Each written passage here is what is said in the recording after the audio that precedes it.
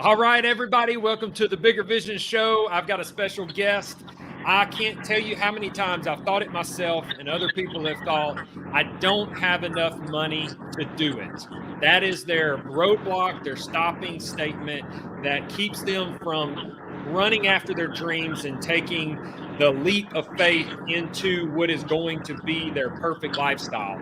Well, today I've got Darlington with us, and this man is all about creative financing. I believe he's even starting to write a book about creative financing. I met him at other real estate events. He's specific on creative financing with real estate, but I'm going to tell you it works for anything. If you're wanting to flip vehicles, if you're wanting to purchase businesses, real estate, whatever it is, if there's a purchase involved, there's a creative way to do it. So, Darlington, give us an introduction of who you are, where you came from, and kind of take us up to today's point of view and what's got you into this creative financing. Absolutely, man. Chris, thank you for such a great, like, an amazing introduction. Uh, It's only the best for you, man. I appreciate it. Hey, so my name is Darlington Agu. I'm an investor out of Houston, Texas here. So as Chris said, I am a creative finance investor. It's funny, I'm actually sitting outside of a restaurant. I just had a meeting with another investor, and I'm trying to buy his portfolio of 10 houses with seller finance. So this is the best time. And I could actually talk about that. Man, yeah, use why that as a case study. Absolutely. I'll let you know how that goes. What I do is I buy houses with creative financing, ideally specific for seller financing. Creative finance also incorporates not just seller financing, but we have subject to when you're actually buying a property, taking over the mortgage. You have novation agreements, what allows you to work with the seller to be able to flip the property, and then of course seller financing being the most popular. So again, I want to say thanks for the amazing introduction here, and let's get the show rocking. So, how long have you been doing creative financing? So for right now, I've been doing creative financing for the betterment of the last 3 years now. I ran out of capital, so plain and simple, ran out of cash, and I said, hey, you know what? I want to be able to buy houses too, and I said, hey, you know what? Let me figure out a way to buy these houses without money out of my own pocket, or by just putting deals together. Um, so yeah, it just became a need. So out of a straight need is why I did that. When Darlington's a busy man, I like There it. you The go. There you hustle go. is always strong. There was a truck that was passing by. Okay, so there you go. Now it's good. So when did you get involved in real estate? Oh man, I got back involved in real estate was back in 2017. Okay. Bought my first quadplex that in 2017 here in Houston, Texas, and that's a story in itself, man. I learned a lot, man. It was a bad buy. It was a bad buy. So lost capital actually in that deal. So that goes to start where I had to start thinking outside the box, which eventually led to the point of utilizing creative financing in the last 2019. So you must have really believed in real estate as an asset to be able to recover from a bad buy like that, a loss, and today Absolutely. you're still in it and winning. So where did you really get the fire for real estate? What made you believe in it so much? Oh man, it was back in 2019 that really took a turn for me. I was working. I'm a registered nurse. That's what I do as my 9 to 5. But I was working on a doctoral program, increasing my education and nursing. I was working in a nurse anesthesia program, and got in there, man. And I tell you, I was sitting down in class, and I was hearing about how much work I have to put in, and you can make this great salary. That's fantastic and all. But I was studying one day. Went home, was studying, just like I always did. And I came across a YouTube ad, and it was Max Maxwell was on the map, and he was talking about wholesaling real estate, how real estate can take him into, financial freedom eventually. He owned all these types of real estate investments and things of that nature. And even though I had already owned property myself, I knew it was a great avenue, but I knew it was a great vehicle, but I had no idea that there were so many different facets of real estate investing that people were taking advantage of. So I just say, hey man, what am I doing? I'm not doing something I enjoy. I literally left school that day. Wow. I quit, man. I quit my program. I couldn't believe it. It was a very scary moment, but I did it, and I just say, I quit that, and I just started buying real estate more, not just as a one-off investment thing, but really making it my career. So tell me what your start looked like. I mean, did you just hop on the computer, go to Zillow, find a house, throw down your savings, bought the house, and boom, it was just glorious after that? Give us your No start. way, man. No way. It was a Bigger Pockets podcast. It was listen to the podcast, watching shows like this, and to get an idea of what the heck the power of real estate could be. I learned about the BRRRR strategy, right, earlier. So I learned about the BRRRR strategy. I was like, I'm going to do that. I'm going to do that BRRRR strategy there. Learned about long distance real estate investing. Actually, when I had bought that quadplex, I was living in Los Angeles, California, and the quadplex is here in Houston, Texas. Wow. And that's why it was such a bad deal. I didn't learn, right? So I didn't learn that way. But I did do that deal and learned a lot from it, man. So I've dived in so much more in education now. I've probably spent the betterment of about $60,000 in just real estate education alone. I can't get enough of it, man. Dude, I hear you there. This year I'm probably a little bit over that by the time I get to the end of the year for self-development. Yeah. But that's why we see ourselves grow at such a rapid pace, because we put ourselves in those environments. It does cost to play.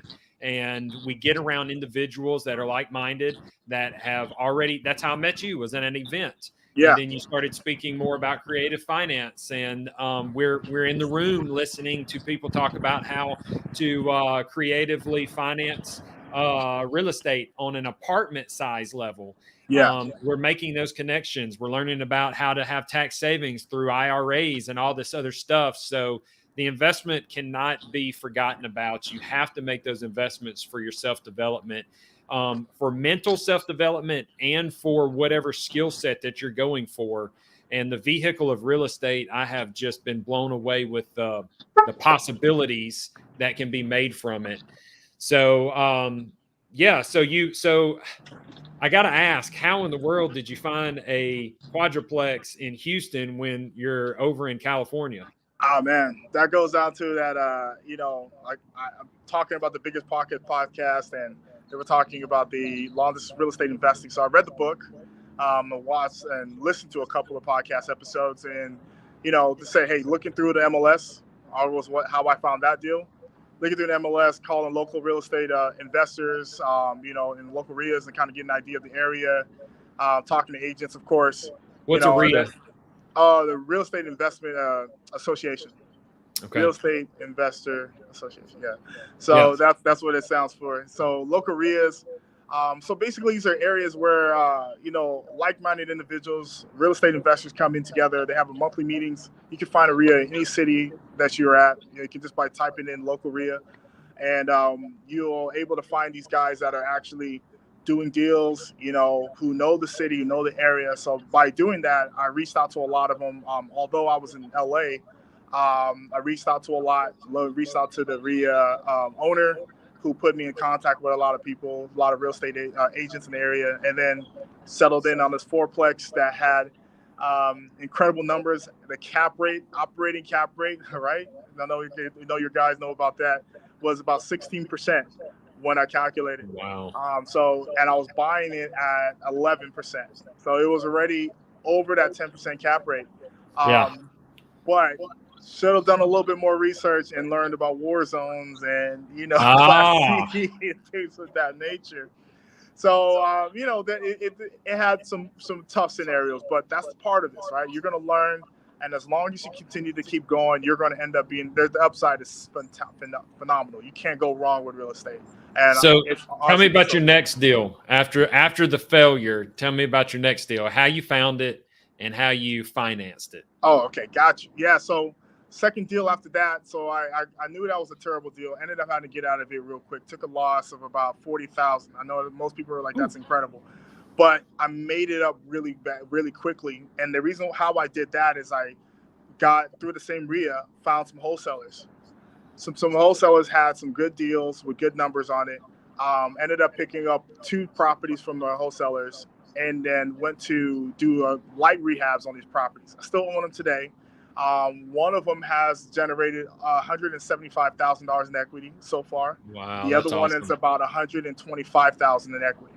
So those 2 deals at that point in time were like, oh my God, this is phenomenal. So I had to kick rocks with the fourplex, but ended up picking up 2 more single families. Had a lot of capital and cash because I was waiting for other opportunities. And yeah, I've been living at large with this too. So tell me about your first creative finance deal. So I picked up a single family out in North Carolina. Eventually sold that one, but I picked up a sort of single family because the owner had the property free and clear. He wanted, and I think this is back in 2019. He wanted, I think it was just north of $28,000, right? This is North Carolina, right? Yeah. So $28,000 in Winston-Salem, North Carolina. We had been coming back and forth on that price for a while. He actually wanted more, like 32, but we came down to 28,000. I wanted my numbers to be, because I wanted to wholesale it at first, I wanted my numbers to be closer to the 22, 21 range. But he's stuck on that 28,000. So I said, okay, let's try seller financing. At this point, I just read it, right? Read it, watched a couple of YouTube videos. He's like, what's that? And I was like, I'm saying, hey, it's like when you become the bank and pay you instead of paying the bank, right? We can give you your price, give you what you want. We can close this quickly, and I'll, pay it off in 3 years or something like that. If that's okay with you. I said, yeah, I'm open to that. He said, how much would I be making per month? I said, well, you tell me. What's a good amount of money that you want per month for the property? So we busted it into an amortization calculator, broke it down over 30 years. We got an amount that he worked out. It was perfect. He had the cash flow he wanted. And we did it. So I actually bought the property with seller financing. I put like $5,000 into it. It was only a 815 square foot house, 2-bedroom, 1 bath. Yeah. I put $5K in it really because I knew a painter, and I knew a contractor. He's a painter. He's a really cool guy. So he said, hey, I'll help you out with this first deal. And so got a tenant inside. It was looking good. And a year later, I sold a tenant occupied for 47. And it's, a little to no money out of pocket, right? So I didn't put no money down on it. Yeah. It was really crazy. So I said, hey, this is amazing, man. So made a little money on that, but it was a good, sweet first deal. And it was just I was happy to have something positive happen after such a bad, rough start. Yeah, most definitely. And I just kept going, man. Just kept going from there. So were you living in North Carolina then? Yeah, at that time, because I was okay. I had went from LA. As I said, I bought that property in Houston, but then I started school in Winston-Salem at Wake Forest University. And that's the school I was at. Then I was like, it's time to go. Right. Sure. So how did you source that deal? How did you find this potential seller? So that one I was cold calling. So I was cold calling individuals because again I had thoughts I was going to wholesale this deal. So I was doing the cold calling by myself. I went to List Source, pulled a list of owners who have 100% equity on their property. Actually pulled it 99 to 100%. Pulled a list, skip traced the list, gave everybody a call, say, hey, would you be interested in selling your house? Would you be interested in selling your house? And then when I called like this, I think it had to be like the 20th or 30th person. It was like, yeah, actually I am. I'm interested in selling it right now. And so from there, went by the property, had a conversation. It took multiple times and multiple contacts with them, of course, before we got to the point we settled down. But it was just, I did my legwork. Let's just say I did my legwork for that deal. Yeah. All right. So you went to List Source, and they pull this list for you based off your filters, your criteria, and then you skip traced it. Explain what skip tracing is. So skip tracing basically is you're taking the address of the property, usually by county records, right? So you got the address of the property, the registered owner on the property according to county records, and then you need the phone number. So you can go to any source, any company out there like Bass Skip Trace, or a lot of different companies out there who do skip tracing for you. So essentially, they'll give you the phone number of the person who owns that property. So with the name and the address of the property, they'll provide you with the phone number. Sometimes they'll provide other information such as like any other relatives, next of kin, or things of that nature, and which is very helpful in case the individual owner you found is deceased. So the next person who would be maybe a sister or a son or a daughter or wife or whatever might be owning the property. So you get that information, that phone number, and now you can go ahead and give them a call and say, hey, are you happen to be the owner of said property? I'm interested in giving you an offer on it if you're interested in selling. So you talk to me about present day and how you work your volume. And if it's a lot different from when you first started, I'd like to know that as well. So, like, Sure. you're pulling these lists and you're getting these leads, Yeah. and let's say that they're not wanting the owner finance. So, how are you processing all of these leads when they say, yes, I'm ready to sell, Yeah. without saying, I don't have enough capital? So, I'm sorry. I already bought the guy before you his house. But, Got you. Well, so we from starting from your first portion of the question. So I'm getting my leads from different services like PropStream, batch leads. So I'll bring my leads in. I'll pull the list in different criteria as you mentioned.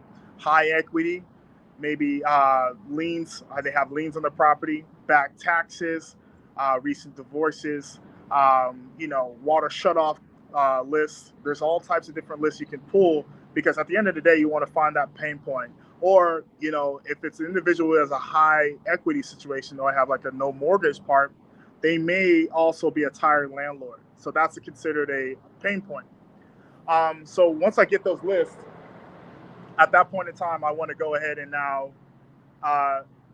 reach out to these individual sellers. All right. And I call them sellers, prospects. Reach out to them and say, hey, listen, I'm a local investor. I'm interested in particular dropping some cash for your house here. We have some cash reserves.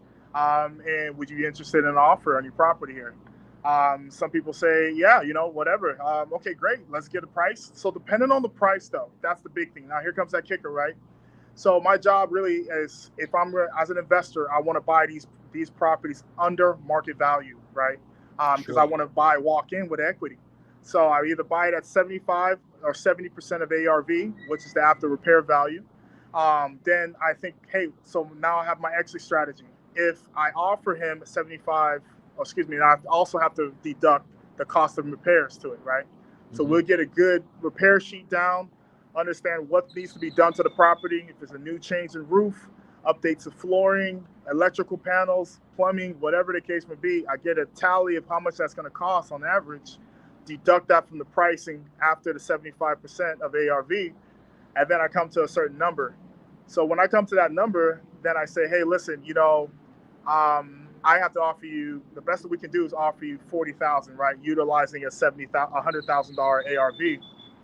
And they'll say, hey, you know what? Hell no, I don't want $40,000. Right? I did all that work, and they're like, no, I don't want $40,000. All right, well, what are you looking for? Well, I'm looking for more like 55. It's like 55,000. Jeez, man, there's a lot of work we got to do here. Okay, well, question. Well, maybe we could get to 55, but have you ever considered terms? Terms? What's that? All right. So terms. That's when we start going down that creative finance strategy part. We start mentioning that seller finance part. And then at that point, that's where we can come with an exit for potentially with seller finance. So y'all heard it, folks. That's your pivot right there. You mentioned terms. Are you interested in terms? Yes. So break down creative financing for me, though. You mentioned sub 2. What is that? Subject 2 is basically purchasing the property according to its existing mortgage. You're going to buy it with the existing mortgage. So what that means, for instance, if you find an individual seller who is pre-foreclosure, for instance, so they have a couple of back payments, they haven't made their mortgage payments in 30 days, or excuse me, more like 30 days, more like 90 days. Usually that's when they start to go into the foreclosure proceedings. But foreclosures they don't just happen instantaneously. Right, so they go down the road. Sometimes they might say you'll have your foreclosure time is going to be 6 months out, right? So what that allows you to do now is to go to that seller and say, hey, listen, I can see you in pretty hard times, right? you have a mortgage here, payments that you haven't made, and you are probably backed behind it because you're in foreclosure. So if you get a good rapport with the individual seller, and hey, say how much are you back behind? Oh, I'm back, $13,000. Okay, I see it. That's pretty tough, But I'll tell you what, we got a solution for you. We can keep a foreclosure off your record, which could really mess you up, right? Yeah. And so we say, I'll pay that backed amount, that 13,000, and moving forward, I'll even pay the more monthly payments moving forward. But in exchange, you're going to give me the deed of the property. That's how we do it.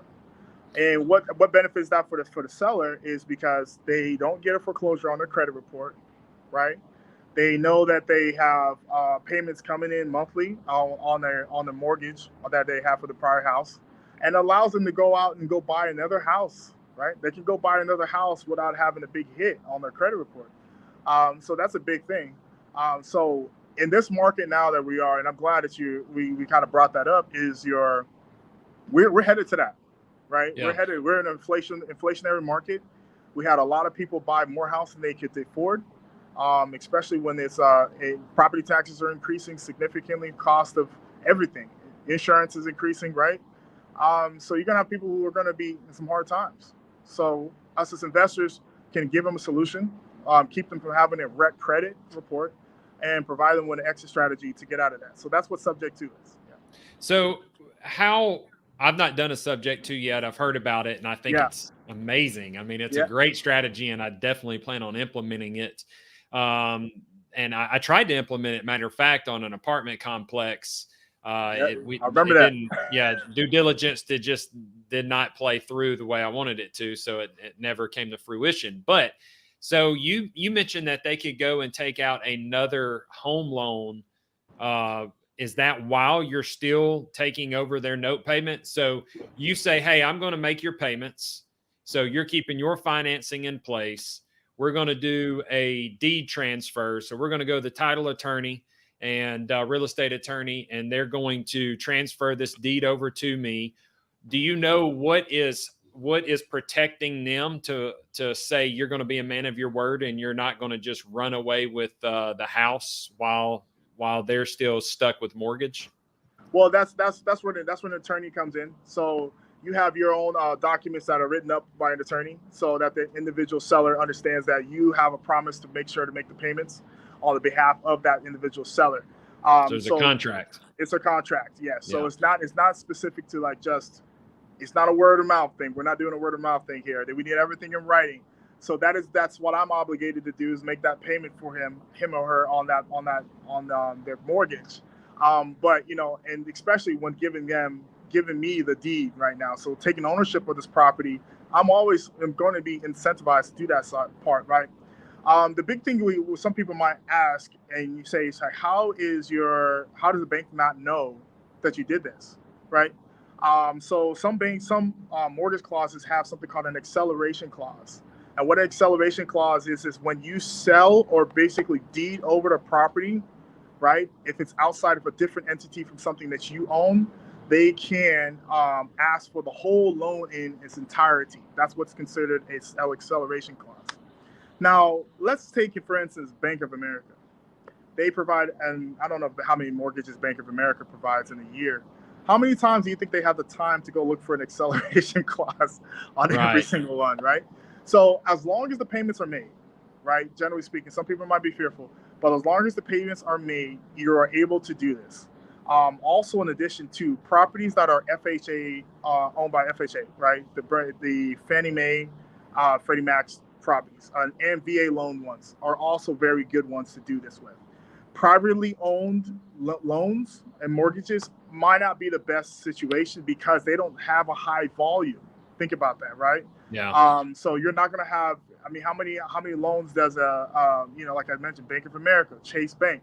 How many loans do they formulate in a given year? So that's where that part comes into. So you will have an issue with that. But what about insurance? Insurance, yes. The insurance situation, you can create another insurance clause on that too. So you won't have the actual homeowner pull out the insurance. You will pull the insurance out, or in the name of your business, which is ideally the smartest way to do it. So that's how you get that situation, and it allows you to take over the mortgage and the property. Okay. All right. So you need a real estate attorney on your back end for the sub too. That's for sure. Yeah, properly. You really want to get documentation good on this situation. It's not something you want to willy-nilly do. It's a little bit more of a complicated format of creative finance. So is the novation agreement one, but that's another one too. But the simplest, straightforward thought process one is going to be the seller finance side. Yeah. So let's ask a couple more questions on the subject too. So Sure. I'm the seller, you're the buyer, and Correct. I say, how do I know you're going to make my payments? Good question. So, hey, you're building a rapport. Obviously, you're selling the person because there's 3 elements of trust, right? You got to think about that too, right? Credibility, right? Reliability, and last is just the feeling. You want to make this person feel correct. You make them feel that you are able to. You are who you say you are. So you're providing those 3 things to enjoy and to develop a trust situation. You'll get the you're going to get a durable power of attorney. Okay, durable power of attorney will allow you to get the information about the mortgage, but also make the payments on their behalf. So that's going to show you too. It's like I'm going to get the durable power of attorney for you, with obviously what you're signing off on that standpoint, and as well so that I can show you that I'm making these payments, and as well as it's nice because they'll be able to peek in on the account monthly, right? Because they have access to it anyway. Right. And they can see the payments coming in monthly every single time. So that's how it works. Sub 2, do not give the money to the seller. Okay. I cannot stress that up. If they have problems making payments before, chances are they have other debts that are going on too. Yep. So they'll use if you give the money directly to them, they're going to use it for other stuff instead of making the mortgage payments. So make the payments on their behalf. Can't express that enough. So how do you handle getting them out of the house? Are you going to let them stay as tenants even though they've? No. Do not do that. So you're going to make sure that you don't really close on this deal until they're out. They have to be completely vacated before. This is not something you want to do a seller holdback or anything like that. This is not that. Subject to, you want them out of the house entirely before you even decide to close. Because especially as I mentioned, those funds, right? Paying up the mortgage. You can pay the mortgage up, but then they might ask for more funds for them to, move, Sure. Which is understandable, right? So maybe another $3,000 to $4,000 on top of that so that they can find another place to move to, an apartment or so, or family and friends. But to anything, before the single dime is exchanged and then the deed is signed over and nothing, they got to be completely vacated out. I wouldn't pay a single dime until they're out. I like that. Okay, let's move on the novation agreement. Right. Yeah. So this one, novation agreement, is awesome. I haven't yet jumped into that one. So okay. My experience on novation agreement is basically off of my other friends who are doing it, because I haven't done one of those. But the way the concept is simple is that you go into a property, a seller who has a nice property, and you say, hey, listen, let's go ahead and let me buy this property, right? And again, they want something really high, okay? And they say, you know what? I can't do that, right? Because the price is expensive. But I'll tell you what we can do. If we use an example, house, they're looking to sell the home for $500,000. You had offered $370K. Really not going to work for them. But you realize that property is worth more like $700,000. Okay, wow. Let's just say that. Yeah. So you're like, okay, great. What we can do is we'll partner. A novation is like a partner. So we'll have an agreement to say, I don't need to buy the house for you, but I will fund and do all the renovations to the property. So by funding and doing the renovations to the property at the sale of the property, then you'll take the amount of money that we agreed upon, and then whatever is above that is what I would keep. So it allows you to partner up with the seller in the format of doing the flip. Gotcha. Okay, that makes total sense. Do you know what kind of documentation surrounds that to make sure that they don't become a pain in the butt partner that says, well, I don't want to sell now or something like that? Yeah, so you just put a lien on the property. Okay. I put a lien quickly. Like a mechanic lien? Correct, right? So that you were paid first if they ever did sell later on down the road. Gotcha. So you do that before any bad feelings come up. That's just correct. a part of the... I would do it, and I've been told, I'm taught the same way that 100% you are going to put a mechanic lien on the property before sell. At sell, you're getting your money regardless, right? So if they're just now taking care of that lien, well, that's what you're due anyway, all right? And in addition, whatever's above is what you've been taking as well. So that's the way to keep yourself out of some bad doo-doo. I like it. So again, though, you want a real estate attorney that's versed on creative financing and Absolutely. not just basic buy the book. This is a traditional buy and purchase or sell and purchase. So yeah, okay. It's all about your team. If you got the right it's team, 100% your team. It's 100% your team. Getting the right people in your corner can make this happen. So seller financing. Tell me about you got a case study on that example you can give us? Yeah. I'm actually, like I said, I'm still here at the restaurant. I was just meeting with him. We had spoken for about 2 hours. So basically, this is 10 single family houses here in Houston, Texas. The owner had bought the properties for $75,000 a pop, so it's about $750K for these properties. Properties now appraised for more like 2.6 together. All right. Okay. So what we have a couple of problems with that, though, unfortunately, right? So he has no mortgage, which is great, but the only issue that we're having now is that you're going to pay kind of long-term capital gains on that, right? So when you do sell those properties, you have to pay taxes. Right. And worst of all, if you sell all of it in 1 year, you're going to substantially increase your income, right? So that's going to be really bad. So not to mention, there's a couple other things too. Properties are aging. The market we're going to decline right now. So he's not getting the numbers that he wants. So there's quite a bit of things that say, darn, I got to do something, but I don't know what to do better. So now we come with seller finance.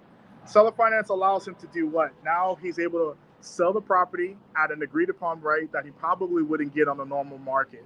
Yep. Number one. It allows him to negotiate down payment, interest rate, balloon period, amortization schedule, the amount that he received monthly, all of that. So there's so much in the negotiation. We are negotiating no interest for religious reasons. So that's definitely a benefit to me, but also a benefit to him. But also we are negotiating points where he can get a certain amount of cash up front. I think, Chris, you were at the when Place Morby was mentioning that transaction coordination side. Yep. Transaction lender. Yeah, transaction lender side. So now I have a way to give him $1 million up front, right? Because this is $2 million is what we negotiated. So up front, I give him $1 million in cash, basically liquidating some of his what's it called, equity, and then the rest of it amortizing. So that's how we're looking at doing it. But there's no way you would have done this with a bank. You can't do this with a bank, and especially when interest rates right now are 6% and 7%, and they're looking to go close to 8 or 9 by the end of the year. So this right here is probably the most strategic and beneficial way of buying real estate now for the next, I want to say, 18 months. This is people are going to be buying. And it's just the way to do it. So looking to take this properties now, I already did a whole presentation with them, spoke to him for about an hour and a half, just shooting the shit. And we had a great time, man. It's got a great time. So it's been good. Explain to me the transactional funding, because what I took away from that at the meeting is, let's say that we've got a seller that's wanting to do a seller carryback. So just for simple numbers, they're not realistic by any means, but simple numbers, you got $100,000 house you're purchasing, and the seller is going to carry back that 20% that the bank is requiring as a down payment. So the bank's going to fund $80,000. Your obligation is $20,000 as a down payment to show you got skin in the game. So you tell the seller, hey, would you do a seller carryback at, maybe for a year, 2 years, whatever the case would be. And then you negotiate that interest rate, if there is any interest rate.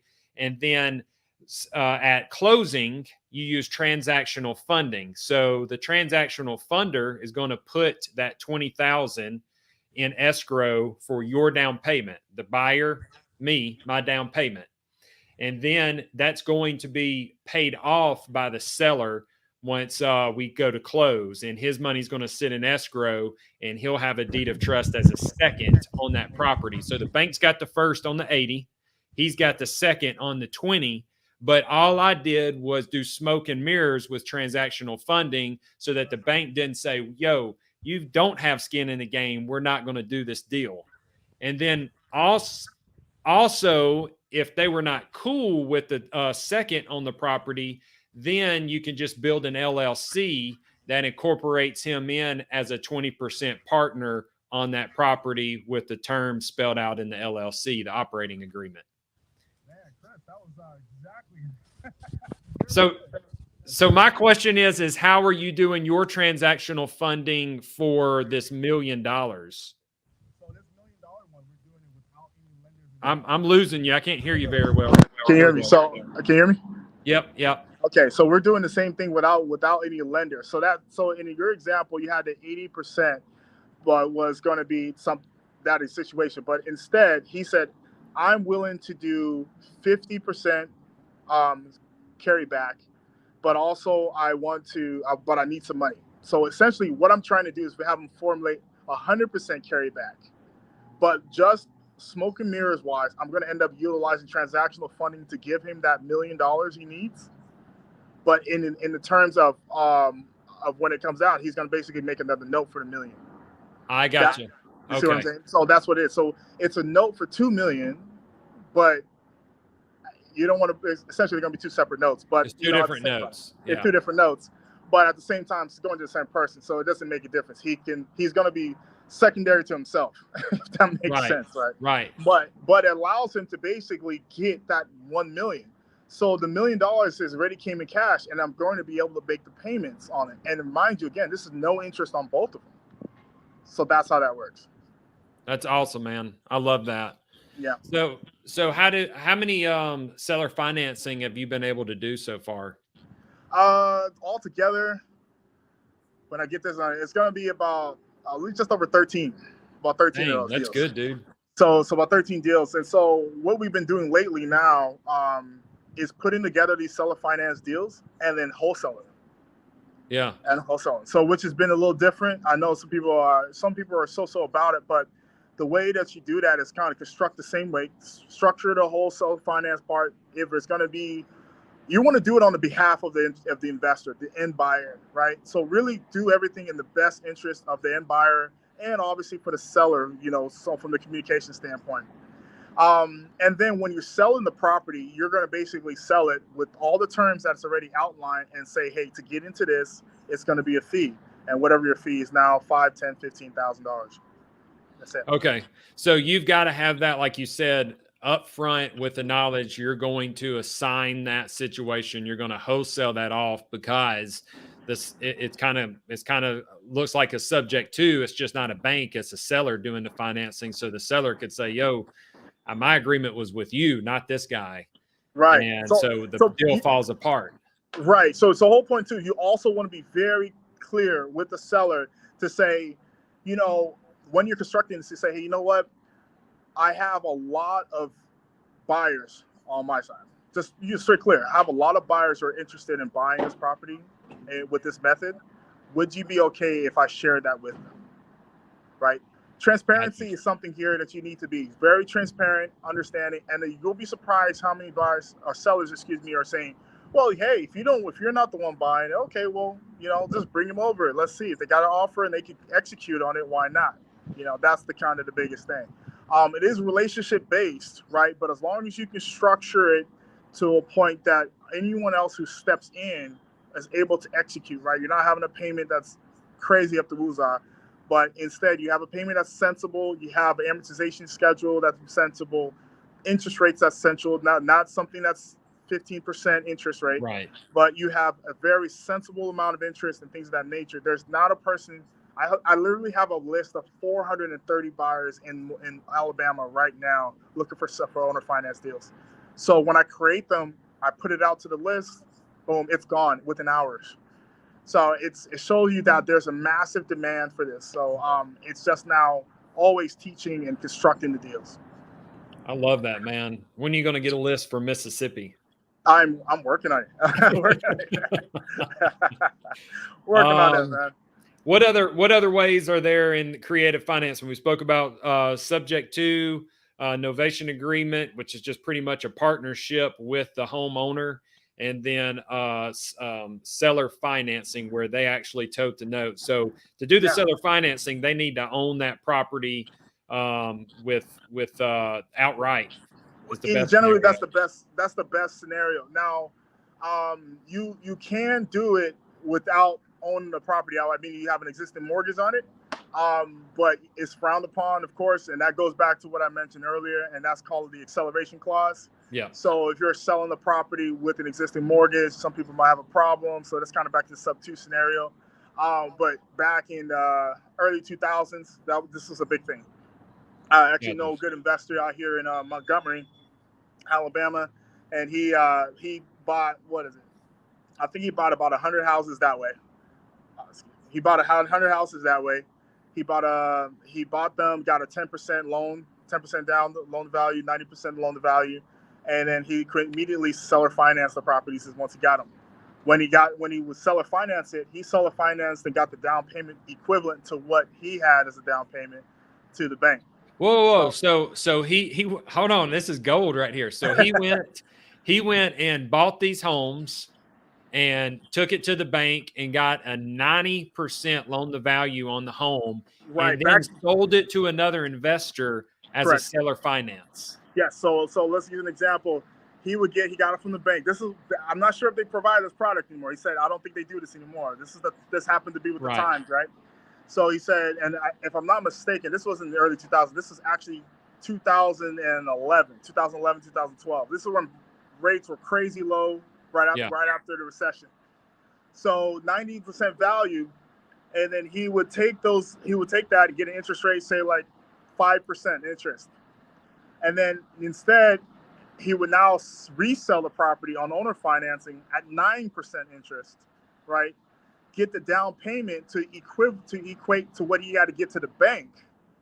So he has no money in the deal, right, whatsoever, and he's making 4% interest every single on the year. bank's money. On the bank's money. Yeah, he arbitraged it. I love it, man. Yeah. That's the bank's money. So it's amazing.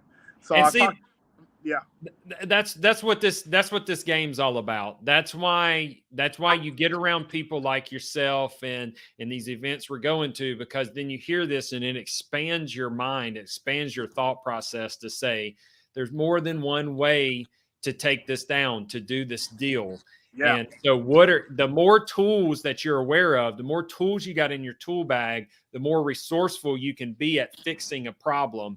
And that's what it boils down to, is we're problem solvers. Absolutely. And the better problem solver you are, the more opportunity you're going to have. Very good. Well said. Yeah, this is 100%. But I want to also add too, another strategy that you had mentioned. Hey, what is another one? Lease to own is another option too. I mean, I'm sure a lot of people are familiar with that, the rent to own. And that's just, buying a property, renting it out. But the person is going to buy the property as you purchase the property, and now you're going to sell it to somebody at a later date. And the way that they purchase it on the later date is because they're going to have the option to purchase the property. So you're giving them the option to purchase, which they are going to give you a fee for that, which is an option fee, not a down payment. A lot of people get confused on that, but an option fee. So you, as the homeowner, receive an option fee for this property, rent it out to this person, and in, say, year 2, year 3, you are now expecting that this person is going to buy this house. And so that's how that works. Usually it's marked up, right, for according to, inflation. Right now, inflation's crazy. But according to inflation, it keeps going up. But at a later date, that's the option that they have. Yeah, so I've been looking into this on some of my rentals, and my it's a let's see purchase option agreement. There was 2 ways, and one is more contractual than the other, depending on how the paperwork's done. But you got 2 different documents. You got your lease agreement, and then you got your option agreement. And the lease agreement, so let's say that they default on making their rent payments. You evict them, you go through that whole process just like a normal rental situation, and you take your rental agreement to the court so that you can do the eviction process. That's correct. You leave the option agreement sitting in your office because that's not in play right now. Correct. And that option, like you said, you got money on the option agreement, this option fee. And then the question to me was, does anything go towards their down payment? Because I see some people on their rental, monthly rental, they will sit there and let a portion of that go towards their down payment. And a lot of them will actually hike it up above normal rental rates so that they can have that extra that gets applied towards a down payment if they follow through on the option. Very good one. So that's actually a strategy that a company named Divvy Homes does. Divvy Homes is big here in Texas, so that's exactly what they do. They'll actually buy the property. They'll say, "Hey, go out, whatever house you want, and you pick the house. We got the capital. We'll buy the property. We're going to rent the property to you, but it's going to be a higher rate, right? And the purpose of that is because they take a percentage or a portion of that rent and they'll put it into an escrow account for you. So at time of year 2 or year 3, whenever you're going to now exercise that option to purchase, then they will give you that as part of the down payment to help you out. So the whole idea is really to kind of, and you can do this on a smaller level, right? You don't need to do it on a major corporation level, but you do it on a smaller level.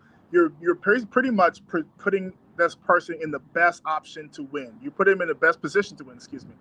And some investors even, connect them with credit repair companies, or, anything like that, just to put them in a position, because at the end, you really want them to execute and buy the property, right? That's the goal. So these are some really great options out there. And I like the rent-to-own program, but, you just have to find the right property for it in the right situation and the right buyer, of course. Yeah, and the reality of it is, I mean, you can get really shady on that whole purchase option agreement if you're not being ethical. But the reality is, it is, like you said, it's helping someone that needed credit repair that can't right now go and get their own home loan and purchase. So you give them that sense of ownership. You're still collecting your cash flow from the rental. You're helping them save up their down payment, which most people in credit repair don't have the discipline to put a savings in place for a down payment. Yeah. And it is also showing a track record for these 2 years or whatever your option agreement is, that they've been making these payments that the bank can see. But the reality is most people just aren't that disciplined, and they get to the 2 years. I forget the statistics, but it's the majority of people will never go through with the option. And so what happens is they don't, you end up getting cash flow, and you've got an option fee, and that's you giving them a chance, and then that's your benefit if they don't take the chance. Correct. Who else is going to give them that chance? Because the bank's not, they've already rejected them. So you as a real estate investor is giving them a chance, and they just have to act upon it. Absolutely. And it's a thing. And I did read that as well, that, there is a small percentage of people who actually execute this in the correct manner that it was designed, and it can be predatory in a sense.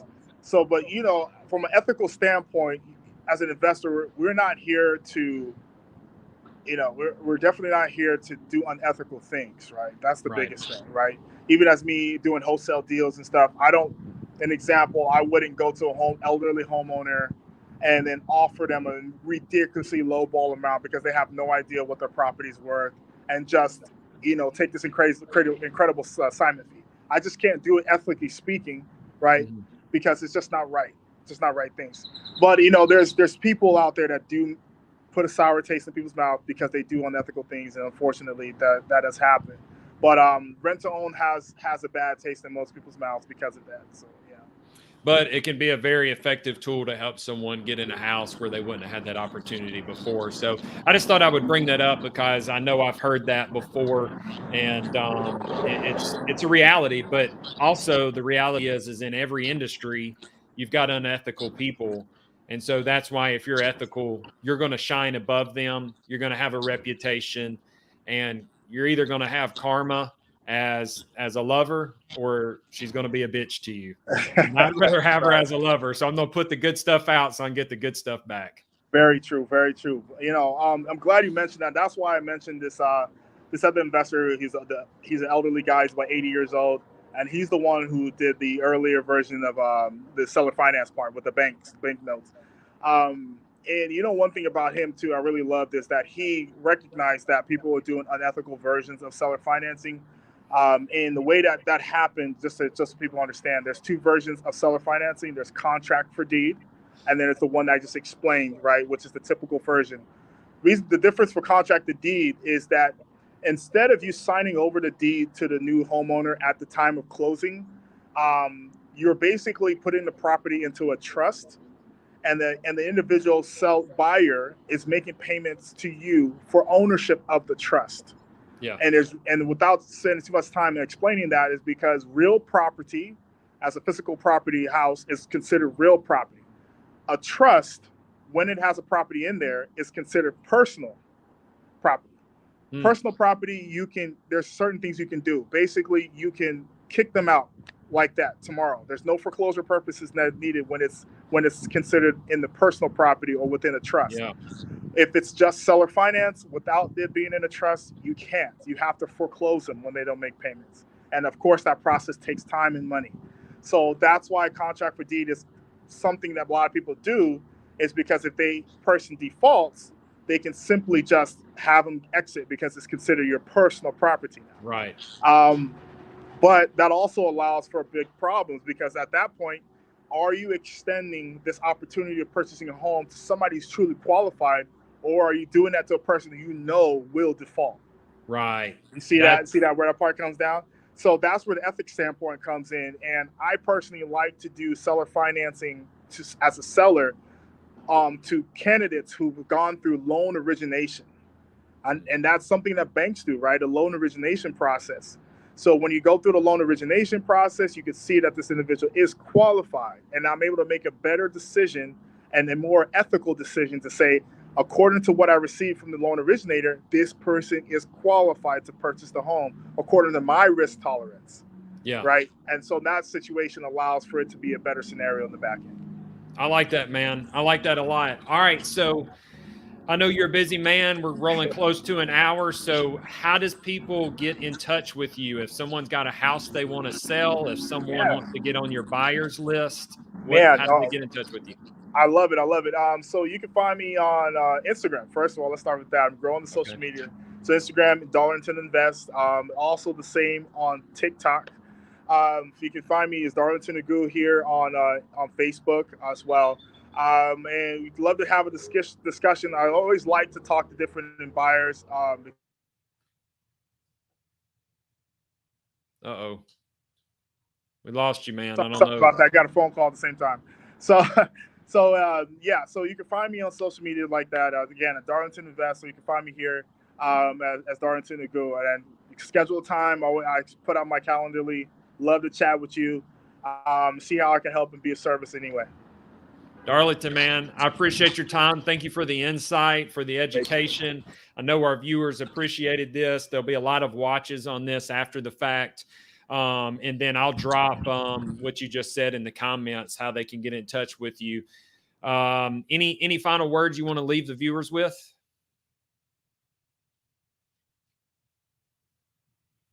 He got another phone call. We got to let him go. He's about to lose a deal. Okay, got you. Can you hear me? Yeah, sorry. I can hear you now. Yeah, so any final words? Final words, I would say, man, the creative finances is going to be a big portion of the real estate market now. It's great to learn. You find out there, invest in education, build yourself up. Like Chris just said, we both of us, we spend a lot on education because we want to be better investors, better people. So it's always good to do that. So, that's about it. But thank you guys for having me. Appreciate you, brother. Have a good day. You too, man. Take care.